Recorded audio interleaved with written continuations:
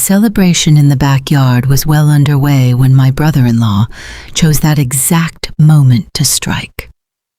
Rows of tables lined the lawn, their white cloths glowing under the midday sun, while relatives I could barely place filled their plates from the catering spread.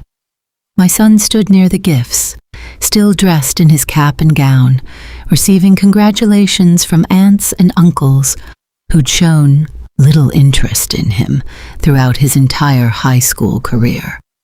Marcus walked over, wearing that same smug grin I'd trained myself to tolerate for years. My sister trailed a few steps behind him, her face already wearing that guilty look that told me she knew exactly what was coming and had no intention of stopping it. "Congratulations, Grad," Marcus called out, pitching his voice so the surrounding tables would catch every word. With a flourish, he reached into his jacket. "Got something special for you," he said. Hope lit up my son's face instantly. Even at 18, after everything, he still wanted to believe people could surprise him in good ways. Marcus kept his fist closed, drawing out the moment while relatives craned their necks to watch. My mother set her plate down. Even the catering staff stopped what they were doing. Then he opened his palm to reveal an ordinary yellow pencil, the cheap kind, sold by the dozen at any drugstore. It hadn't even been sharpened. "Here you go. A pencil," Marcus said, his tone sickly sweet. "That's really all you'll need where you're headed. Community college isn't exactly demanding. Hang on to your money for something that actually matters." Laughter erupted first from Marcus's table, then rippled outward through the yard. My uncle smacked his thigh in amusement. My cousin nearly spat out her wine. My mother covered her mouth with a napkin, though her shaking shoulders gave away her laughter. My son accepted the pencil, his smile locked in place, his knuckles going white around it. "Thanks," he managed, barely audible. "Come again?" Marcus put a hand to his ear, mocking. "Speak up, community college kid." The laughter grew louder. Somebody actually clapped. That's when my phone buzzed in my pocket, timed so perfectly it felt like a scene from a movie. I checked the screen. It was Patricia from the office. "Board convenes in half an hour," she'd written. "They're waiting on your sign-off for the Henderson extension. Marcus Henderson, 72 hours before default, if it isn't approved today." I glanced up. Marcus was still soaking in the attention, taking bows from my uncle over his supposedly clever gift. My sister put a hand on his arm and murmured something, but he brushed her off. My son had drifted away from the gift table, pencil still gripped tightly in his fist. He wasn't crying, not yet. That would happen later, alone in his room where nobody could witness it. He'd figured out young that showing hurt in this family only handed them more to work with. I crossed the yard toward Marcus, phone still in hand. The laughter faded as people clocked my approach. My sister's face drained of color. "Quite the present," I said, my voice even. Marcus's grin widened. "Just keeping it real. Why waste money on something fancy for a kid heading to community college? Save it for the ones actually going somewhere." "Fair point," I said. Speaking of money and keeping it real, I raised my phone so he could see it clearly. His gaze dropped to the screen, then snapped back up, confusion spreading across his face. "Your extension," I said quietly. "Board meets in 25 minutes now. They need my sign-off." The color drained from his face so fast I nearly pitied him. "No way you're bluffing," he said, though the confidence had already left his voice. I pulled up my inbox and held it out toward him. The thread laid it all out. Marcus Henderson. Henderson, commercial properties, $70 million development loan. Default looming without an extension. Board waiting on the commercial lending director's call. My sister seized his arm. Marcus, stop. Please, just stop. But I hadn't done anything. Not yet. What's going on? My mother asked, her voice slicing through the sudden hush that had fallen over the yard. Marcus put in for a loan extension 6 months back, I explained, keeping my eyes on my brother-in-law. His development deal hit some snags. Budget overruns, contractor troubles, the standard fallout when someone tries building something big without a solid plan. Marcus's jaw tightened. This is a family event. Business can wait. You're the one who brought business here, I countered. That pencil was your way of telling everyone my son isn't worth backing. Seems fitting we'd talk investments right now. I was kidding, he said quickly. Just a joke. Jokes are supposed to be funny, my son said quietly from behind me. Every head turned toward him. That wasn't. Something swelled in my chest. Watching him speak up for himself, Marcus tried to salvage things. Listen, I'm sorry if feelings got hurt, but come on, this is absurd. You can't hold a business loan over my head because of a graduation gift. I'm not holding anything over anyone, I said. I'm deciding whether to back your extension with the board, same as any other day at work. Weighing risk, judging character, figuring out who's actually worth betting on. My sister stepped in between us. Please. He didn't mean anything by it. This is just how he is, always joking around. That's exactly how he's treated my son for 4 straight years, I said. Every dinner, every holiday, every accomplishment. Honor roll.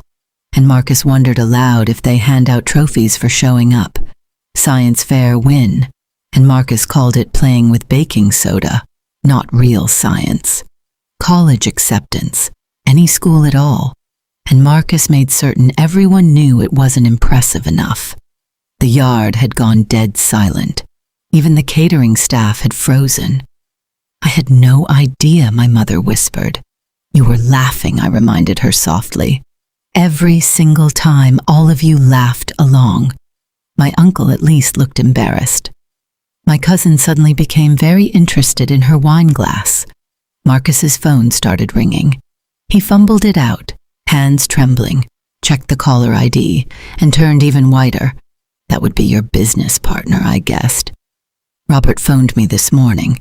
He's worried sick about the loan situation, mentioned he might dissolve the partnership entirely if this extension falls through. Marcus answered, voice clipped. Not now, Robert. A pause while he listened. I said not now. He ended the call and jammed the phone back in his pocket. Board's waiting, I said, glancing at my watch. 20 minutes left. What do you want from me? Marcus snapped. An apology. Fine. I'm sorry. Sorry about the pencil. Sorry about all of it. Satisfied? Not with me, I said. With him. I gestured toward my son, still holding that cheap yellow pencil, looking diminished, on a day meant to celebrate him. Marcus turned to face him, the smirk completely wiped away, replaced by something closer to fear. I'm sorry. That pencil was out of line. I shouldn't have made fun of your college choice. My son studied him, then asked, why? Why spend 4 years tearing apart everything I did? What did I ever do to deserve that? Marcus's mouth opened, then shut, then opened again. Nothing came out. He's jealous, my sister said softly. Every eye shifted to her. She looked at her husband with something close to pity. Has been since the start. Since I chose someone who actually finished college, built a career without leaning on family money, someone whose kid might end up outshining him someday. That's not true, Marcus protested, but weakly. It's completely true, she said. I've watched you tear a child down for years out of fear he'd make you look small. I should have put a stop to it long ago. I should have spoken up. She turned to me. I'm sorry. Truly sorry I let this go on for so long. My phone buzzed again. Patricia, 15 minutes, boards assembled, Henderson file ready whenever you are. I need to take this, I said, and stepped toward the house with my son close behind. Behind us, the party dissolved into murmured conversations and awkward silences. Inside, I sat at the kitchen table and pulled the Henderson file up on my phone. My son sat across from me, the pencil still in his grip. Are you actually going to turn down his loan? He asked. I'm going to give an honest evaluation, I told him. That's the job. Because of the pencil? Because of 4 years of deliberate cruelty towards somebody I love, I corrected. Because character counts when you're talking about $70 million. Because a person who treats family this way might treat partners, contractors, and clients no differently.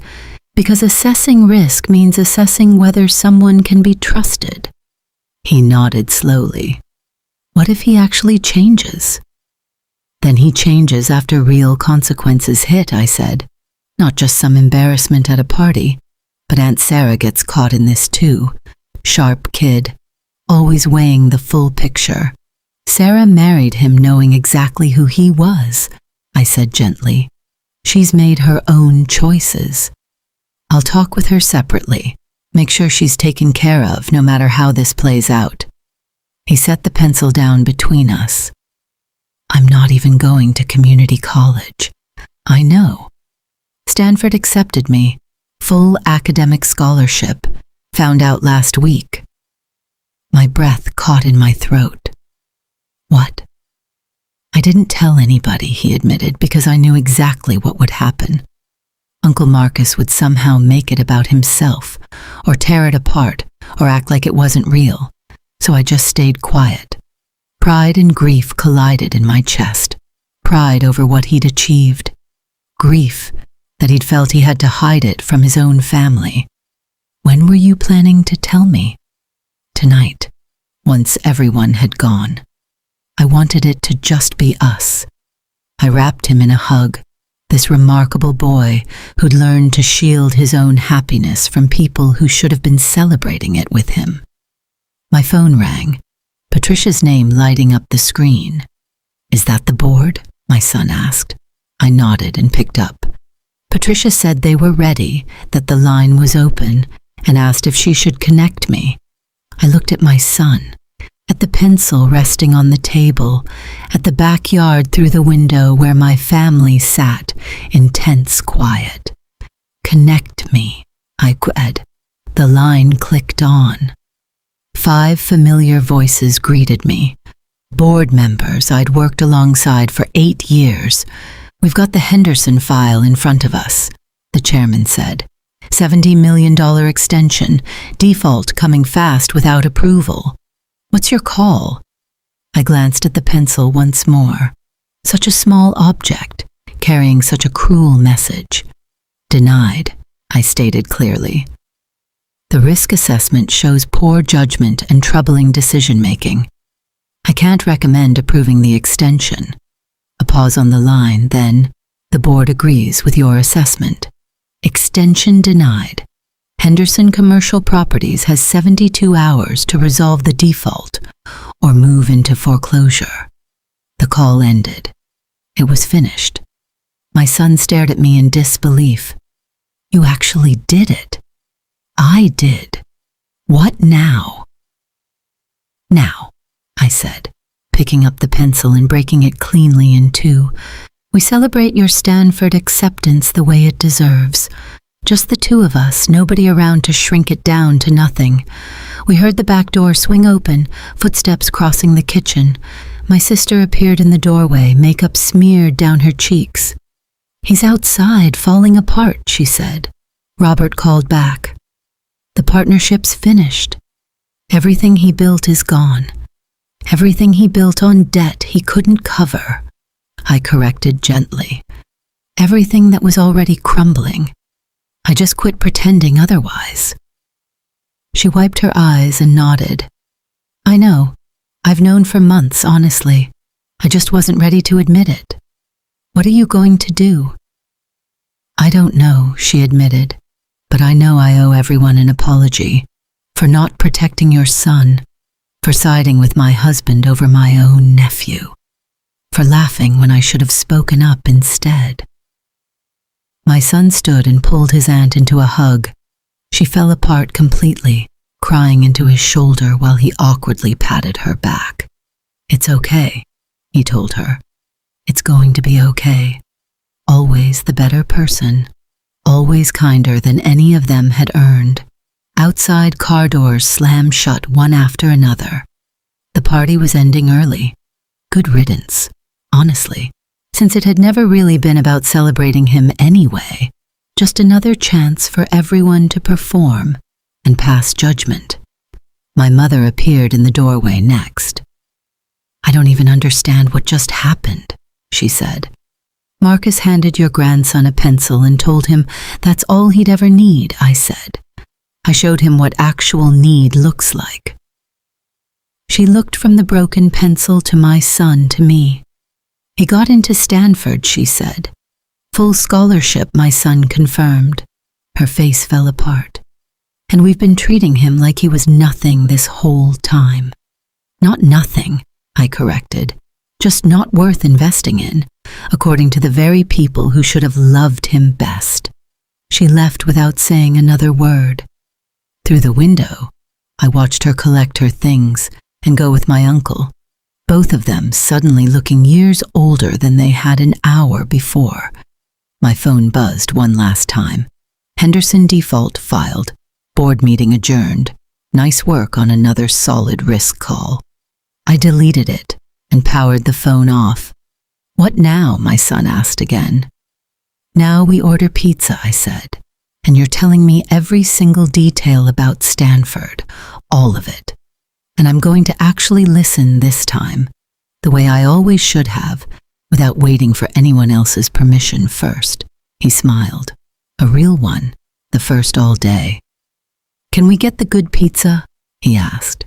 Not the cheap stuff. The best pizza there is, I promised, because that's what you deserve.